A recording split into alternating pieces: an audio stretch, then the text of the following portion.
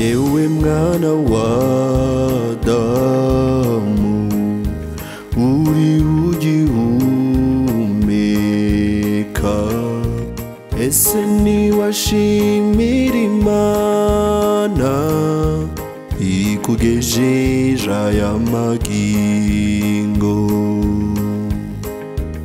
Abasore beza bitondaga, babandi beza b'imigenda, abo waruzi n'abutamenye, bagiye ureba wumva ugenda. Niki watanze mwana w'Adamu cyatumye urindwa bigezaho? Menya ko ari ubu ntuwagiriwe, ngaho nawe ujye ushima uwo mwami. Niki watanze mwana w'Adamu cyatumye urindwa bigezaho? Menya ko ari ubu ntuwagiriwe, ngaho nawe ujye ushima uwo mwami. Wakoze ibibi mugenzi, bibabaza umuremyi wawe, ariko aracyakurinze kuko agufite umugambi.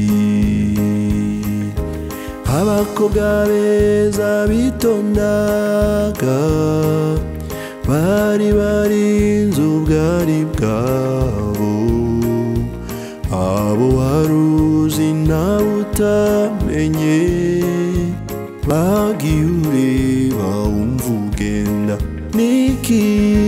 Niki watanze mwana w'Adamu cyatumye urindwa bigezaho? Menya ko ari ubu ntuwagiriwe, ngaho nawe ujye ushima uwo mwami. Niki watanze mwana w'Adamu cyatumye urindwa bigezaho? Menya ko ari ubu ntuwagiriwe, ngaho nawe ujye ushima uwo mwami. Ntacyo twatanze ngo turambe, n'ababuza ayo mahirwe, kuko nabo si kubwabo, kuko ntawanga kuramuka. Abagore beza bitondaga, bari imitima y'ingo zabo, abo waruzi nawe utamenye, bagiye ureba wumva ugenda. Niki watanze mwana w'Adamu cyatumye urindwa bigezaho? Menya ko ari ubu ntuwagiriwe, ngaho nawe ujye ushima uwo mwami. Niki watanze mwana w'Adamu cyatumye urindwa bigezaho?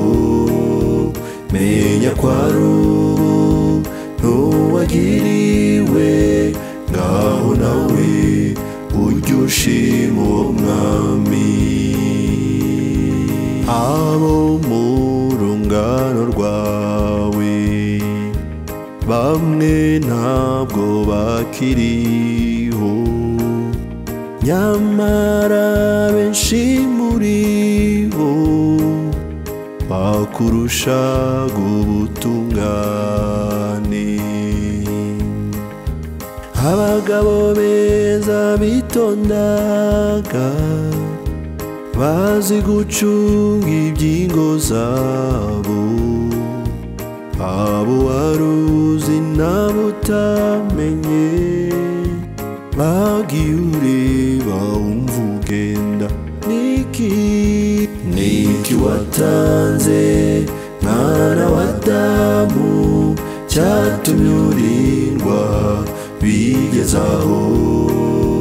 Menya ko ari ubu ntuwagiriwe, ngaho nawe ujye ushima uwo